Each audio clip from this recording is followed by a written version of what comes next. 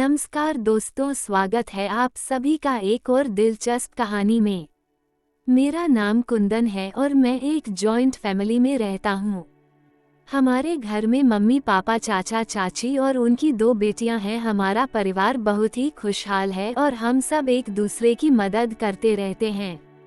मेरी चाची काफ़ी समझदार और सख्त स्वभाव की है, लेकिन उनका दिल बहुत बड़ा है। वह घर के काम में मम्मी की मदद करती रहती हैं और अपनी चीज़ों को बहुत व्यवस्थित रखती हैं। एक दिन की बात है, चाची को मम्मी ने रसोई में किसी काम के लिए बुलाया था।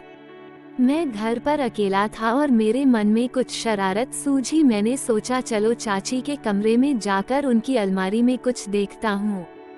चाची के कमरे में घुसते ही मेरी नज़र उनकी अलमारी पर पड़ी। मैंने धीरे से अलमारी खोली और उसमें रखी चीज़ों को देखने लगा।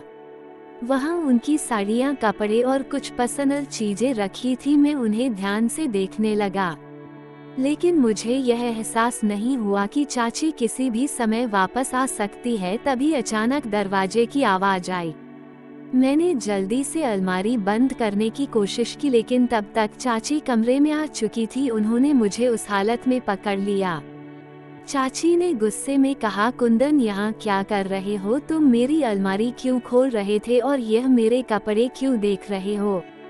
मैं हड़बड़ा गया और झट से बहाना बनाते हुए कहा, चाची वह आपके कुछ कपड़े बिस्तर पर पड़े थे। मैं उन्हें अलमारी में सही तरीके से रखने की कोशिश कर रहा था।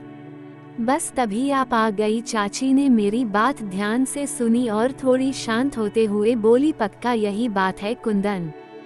तो मैंने सिर हिलाते हुए बोला, हाँ हाँ चाची, सच में। चाची ने गहरी सांस ली और कहा, ठीक है, लेकिन आगे से ऐसा कुछ मत करना। ये तुम्हारे लिए सही नहीं है। यह मेरी पर्सनल चीजें हैं और तुम्हें इन्हें देखने या छूने की जरूरत नहीं है, समझे? मैंने तुरंत कहा, ठीक है चाची, सॉरी, मैं ऐसा कभी नहीं करूँगा। चाची ने थोड़ी सख्त लहजे में कहा, ठीक है, अब जाओ और ध्यान रखना कि दोबारा ऐसा मत हो। उनकी बातों ने मुझे गहराई से सोचने पर मजबूर कर दिया। मैंने महसूस किया कि मुझे ये गलती नहीं करनी चाहिए थी। मैं उनके कमरे से निकलते हुए खुद से वादा कर चुका था कि आगे से मैं उनकी या किसी की भी पर्सनल चीज़ों का सम्मान करूंगा।